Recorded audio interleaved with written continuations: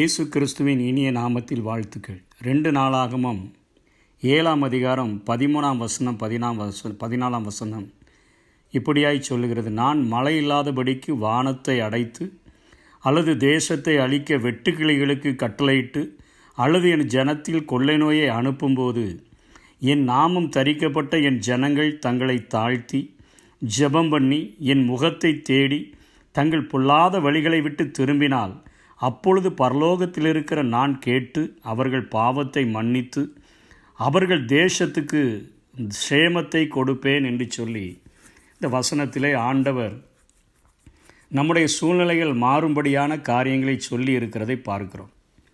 இதை அநேக வேத ஆராய்ச்சியாளர்கள் இந்த வசனத்தை சொல்லுகிற காரியம் இது ஒரு எழுப்புதலுக்கான எளிய சூத்திரம் என்று சொல்கிறார்கள். ஃபார்முலா என்று சொல்லப்படுகிறது.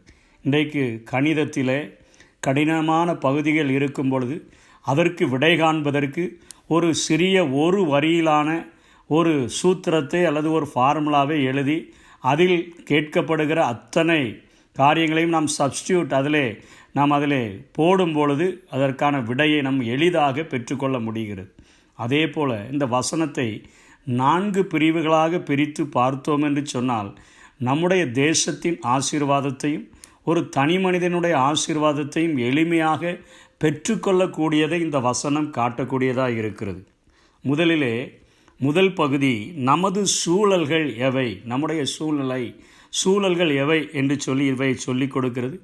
மழை தாழ்ச்சி, வெட்டுக்கிளி, கொள்ளை நோய். இன்றைக்கு பார்க்கிற கொள்ளை நோய்கள், வெட்டுக்கிளிகள், இன்றைக்கு இப்பொழுது மழை இருந்தாலும் கூட அநேக இடங்களில் வறட்சியான சூழ்நிலைகள், இவைகள் இன்றைக்கு பாவத்தின் நிமித்தமாய் மனிதர்கள் தேவனுக்கு விரோதமாய் கிரியை செய்கிறது நிமித்தமாய் இந்த பூமியிலே ஆண்டவர் கொடுக்கக்கூடிய காரியமாக ஒரு தீர்ப்பாக இவைகள் காணப்படுகிறது. தீர்ப்பாக நமது சூழல்கள் தேவன் கொடுக்கிற பாவத்தின் நிமித்தமாய் இந்த பூமிக்கு ஆண்டவர் கொடுக்கிற தீர்ப்பாக காணப்படுகிறது. 2ஆம் நிலை, நம்மை நாம் தாழ்த்தும் பொழுது, மன்னிப்பு கேட்டு ஜெபிக்கும் பொழுது, தேவ சமூகத்தை தேடும் பொழுது, பொல்லாத வழிகளை விட்டு தேவ சமூகத்தை தேடின பின்பு பொல்லாத வழிகளை விட்டு மனம் திரும்பும் பொழுது அந்த திரும்புதல் என்கிற ஒரு நிலை நம்மிடத்தில் ஏற்படுகிற ஒரு சூழ்நிலையை 2வது வசனத்தின் பகுதி குறிப்பிடுகிறது. முதல் வசனம் நமது சூழல்கள், அது தேவனுடைய தீர்ப்பாக அமைகிறது. அப்போது நமது நிலை, நாம் என்ன செய்ய வேண்டும் என்பதை வேதம் நமக்கு கற்றுக் கொடுக்கிறது.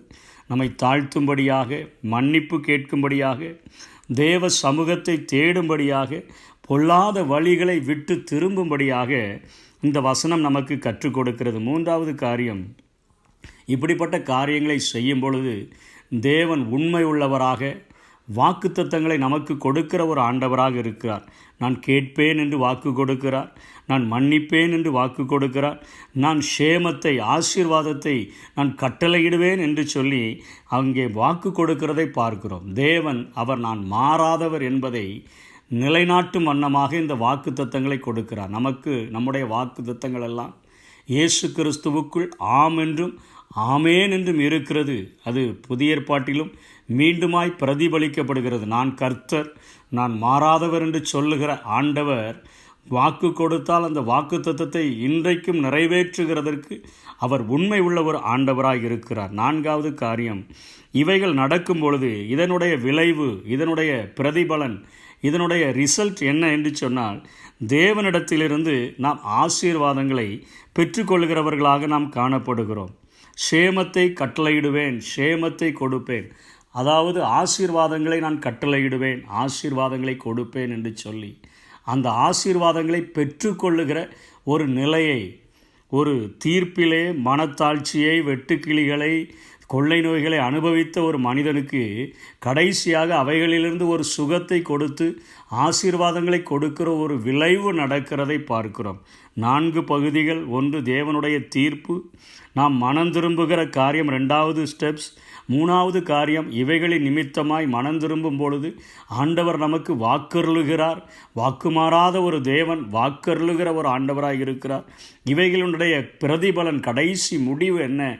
தேவன் நமக்கு சேமத்தை கட்டளையிடக்கூடிய ஒரு ஆண்டவராக இருக்கிறார். அப்போது ஆண்டவருடைய சமூகத்திலே நம்முடைய தனிப்பட்ட வாழ்க்கையிலோ அல்லது நம்முடைய தேசத்திலோ இப்படிப்பட்ட குறைகள், இப்படிப்பட்ட பிரச்சனைகள், இப்படிப்பட்ட வேதனைகள், காரியங்கள் கடந்து வரும்பொழுது நம்மை தாழ்த்தி மன்னிப்பு கேட்டு நம் தேவ சமூகத்தை தேடு பொல்லாத வழிகளை விட்டு திரும்பினால் வாக்குத்தத்தத்தின் பங்காளிகளாய் மாறுகிறோம்.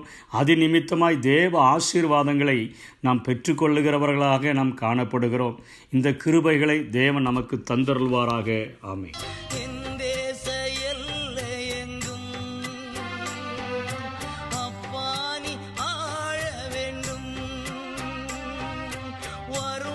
எல்லாம் மாறணும், தேசத்தின் வறுமை எல்லாம் மாறணும், வன்முறை எல்லாம் ஒழியணும், வன்முறை எல்லாம் ஒழியணும். எஜமானனே என் இயேசு ராஜனே, எஜமானனே